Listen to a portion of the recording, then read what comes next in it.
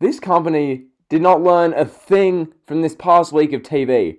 They didn't realize that last week's SmackDown was just a disaster. It was a mess, having no fans in the arena, and how much that cripples the quality of the show. They didn't learn from that. They didn't learn from what happened on Raw. They didn't learn from AEW and how AEW made the best of a bad situation. Okay? They didn't learn from that. So tonight, we got a SmackDown episode that felt as post-apocalyptic as it comes. Genuinely, this show tonight, more of this, show the replay, have Michael Cole be the only, announcer or voice you hear at the show, literally have the hard cam show, the crowd fully, not showing the aisle way like AEW did, just showing the crowd to accentuate that, look, there's no one in the arena tonight. Look, there's no one here. Guys, get it? There's no one watching these matches. It feels like a tryout, okay? So we got another one of these episodes of SmackDown, and coinciding with that, if that wasn't bad enough, the content we got tonight was just, a lot of it was downright nauseating. And I'll get to why. Now, some people are going to say that this was a good SmackDown. We got a good tag team match. We got, a good main event segment. Really? Because, for me, here's what I take out of this show. The WrestleMania 36 card after tonight is now considerably worse. Considerably worse. And if you don't agree, listen to this. WrestleMania 36, whether it's night 1 or night 2, I don't even care which one. The fact that these are happening at WrestleMania at all is an outrage. We are seeing Baron Corbin versus Elias at WrestleMania. A SmackDown mid-card match, Baron Corbin versus Elias, that is WrestleMania bound.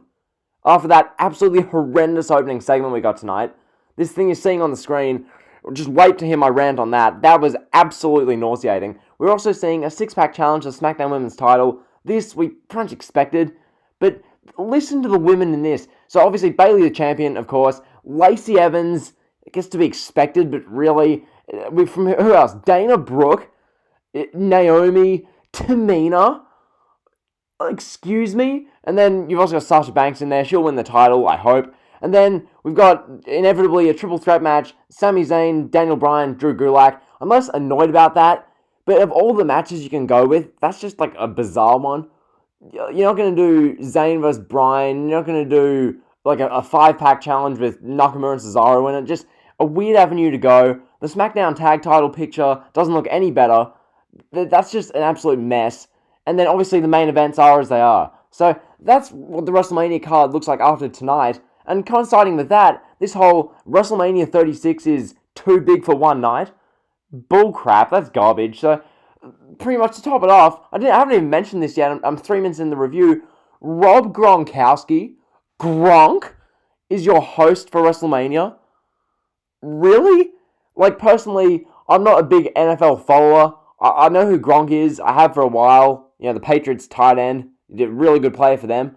But I didn't realize how much of a clown this guy was till tonight. So without further ado, I'm going to get into this opening segment. Can't wait to discuss this. Pretty much, we open the show following the Are You Ready for a Good Time crap with AC/DC in the opening. We see Michael Cole in the ring telling us what we're about to see tonight. So Paige returning, Cena Wyatt replay, and Reigns and Goldberg's contract signing. So Michael Cole's in the ring. He says that Gronk's going to host WrestleMania. And from here, we see Mojo Rawley come out in this red suit you see on screen. This ridiculous looking red suit. Mojo Rawley's all hyped. He's all gassed. From here, Rob Gronkowski's hip-hop, disco, bizarre music hits.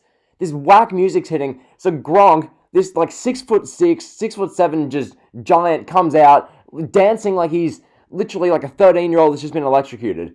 Gronk is literally having a seizure with his dancing. He's all gassed. He dances all the way to the ringside area, gets on the steel steps, proceeds to grind on the ring post. I'm thinking to myself, what am I watching? What is this? Rob Gronkowski grinding on the ring post. Are you kidding me? This was 5 minutes into SmackDown. Right away, I just wanted to turn the show off as it is. I'm thinking, what is this nauseating crap? So Gronk gets into the ring. Him and Mojo Rawley are dapping each other up. They're all gassed. Mojo and Gronk, they're all excited. They're literally slapping each other. They're all hyped. Once again, looking like 13-year-olds have been electrocuted, or little kids have had sugar highs. It was just ridiculous. From here, Gronk cuts this horribly scripted cringe promo about how he loves attending WrestleMania and that he's attended got FCW matches with Mojo Rawley and their best pals, and they're all, they're all about respect and family and whatnot. From here, King Corbin comes down, which was completely predictable because, get it? Baron Corbin played in the NFL, not very successfully, but Corbin played in the NFL. Therefore, Baron Corbin is going to confront Mojo Rawley. So Corbin gets in the ring, cutting this crap, cringe promo about how Gronk is jealous of him. I don't know why. And then from here, Elias comes down singing, and then we get Mojo Rawley, crouching down, Gronk pushing Corbin over. It looked horrible. And then Elias tosses Corbin out of the ring, and Gronk says that he's the WrestleMania host, so he can't make matches, but he strongly advocates that Baron Corbin versus Elias takes place at WrestleMania. Excuse me? Are you for real? Corbin versus Elias for WrestleMania? What? Corbin versus Elias? That's a SmackDown mid-card match. What about that screams WrestleMania? I don't care which night that's on. I don't want to watch that. Who does? Who is crying out for Corbin versus Elias at WrestleMania? So, yeah. Corbin Elias. Really, Bruce? Clown. So, moving on. Just trying to forget about Gronk for a second. We go to Bryan and Drew Gulak versus the Artist Collective. Shinsuke Nakamura and Cesaro with Sami Zayn on commentary with Michael Cole. This was actually a good match. Nothing to really complain about here. Obviously, my criticisms at the start about how the crowd, there's no crowd, and the hard camera shot showcases that. But forgetting that for a second, the match was good. I was reasonably entertained by it. Zayn on commentary is entertaining. Nothing to really complain about here. I'm still pretty salty about that opening segment. Everything about that opening segment is what I hate about the company at the moment. But anyway, they did a pretty good job. We got a mid-match commercial. Cesaro and Nakamura working over Bryan and Gulak. This was good. So yeah, Sami Zayn on commentary, really funny. In the end, Bryan wins with a sunset flip into a pinning combination. Sami Zayn just goes off about how Bryan and Gulak are cheating and all that. So that was that match. Decent match to redeem the first half an hour. From here, we go to Michael Cole standing at ringside. He says that WWE will be airing full WrestleMania events for free over the coming Sundays. And this, obviously, because they've done such a horrible job of building WrestleMania 36, that the only way to build hype is by showing old WrestleManias. So they're going to be showing WrestleMania 30 in full on Sunday. Wow. Brilliant.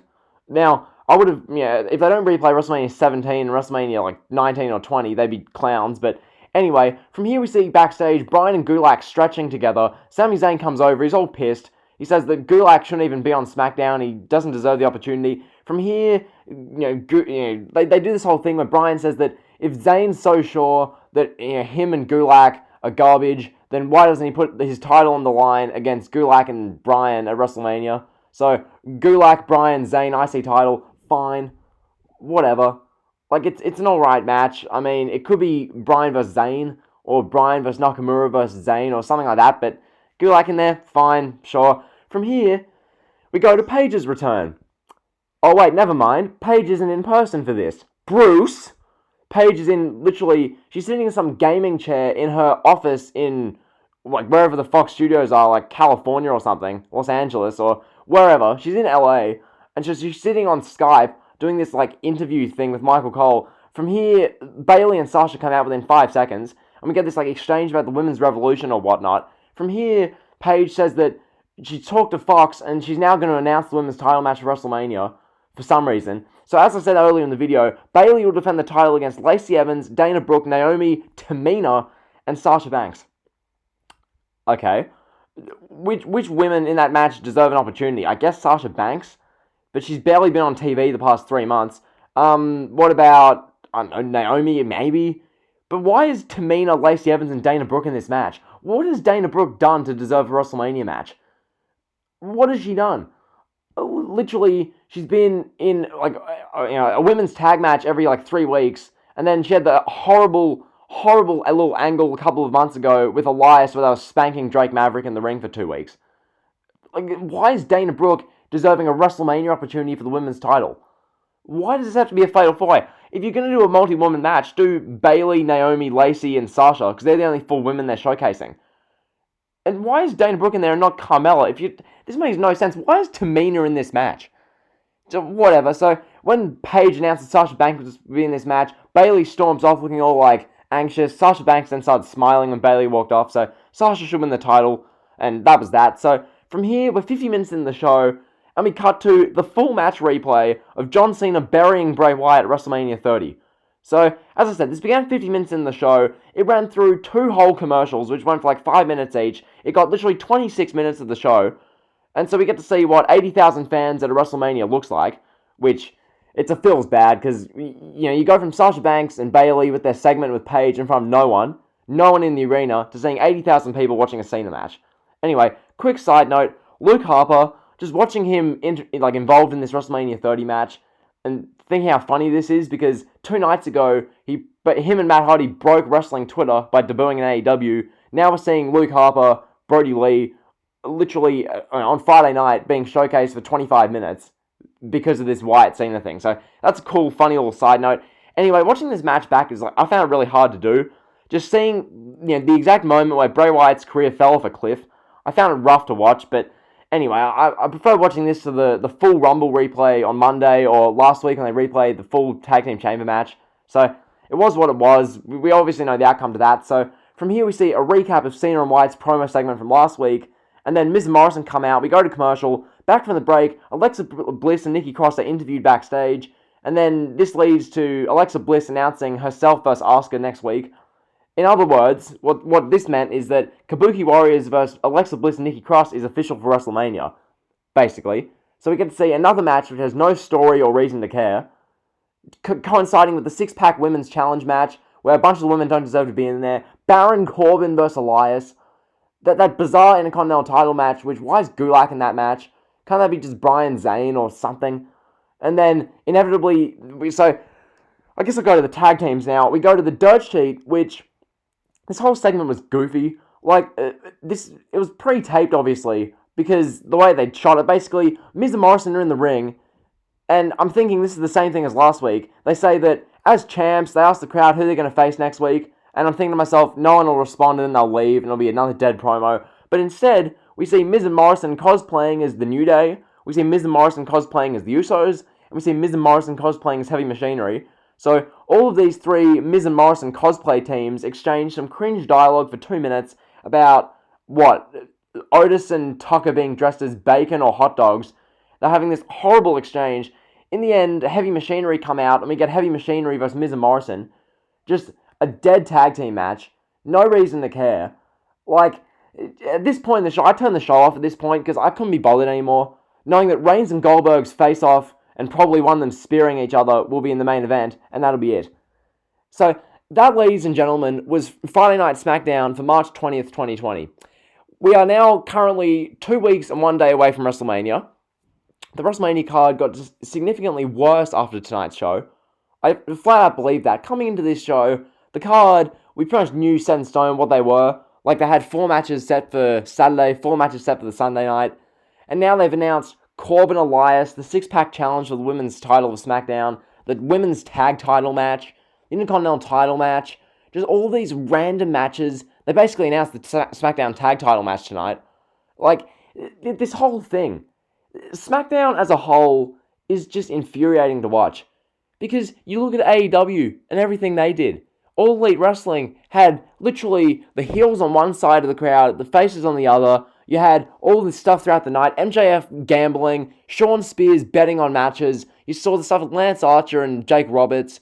They were doing stuff. You had interactions with, Wardlow and whatnot. The faces and the heels yelling at each other across the ring. The hard camera was facing the aisleway and not the crowd, so you didn't see the apocalyptic feel.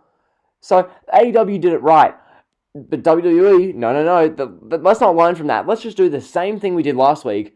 Even though last week it was somewhat a bit more forgivable because you had 1 day's notice. Now they've had 8 days to book this show. And we got what we got tonight. Just this dead show. I like that they replayed a match from WrestleMania 30. I guess if you're going to fill 25 minutes, I'd rather see a match from a few years ago as opposed to a match I just saw a month ago. Granted, if I was booking this show, here's what I'd do. I would have had WrestleMania 17, Rock vs. Austin, just replay that for 40 minutes. Because, you want fans on Fox. If you're skimming channels and you're a casual viewer, you see that. And then you either remember what wrestling used to be and you want to keep watching, Or, you're captivated by that if you're a current day fan because you haven't seen that in a while. Something like that. Play an old school match. Play Michaels Undertaker at WrestleMania 25. I get it's not pertinent for any storylines, but as fans, we'd rather see that than this just dumpster fire they're putting out at the moment. Okay? And granted, the show tonight, the tag team match where Gulak and Bryan took on Nakamura and Cesaro, the Artist Collective, it wasn't a bad match. It was a good match. The Bayley, Sasha Banks, Paige segment, as a segment wasn't bad, but I'm more looking at what's it leading to. It's leading to a six-pack challenge women's title match where Tamina's involved when she hasn't been on TV in I don't even know how long. We've got Dana Brooke, someone who's done nothing for months. We've got Lacey Evans, who lost again, and now she's in another title match. Sasha Banks, who has won, one match in 2 months. It's just a mess. It really is. So that was SmackDown for March 20th, 2020. Hopefully you enjoyed the review. If you did, be sure to like, comment, and sub. You guys know the drill. See ya.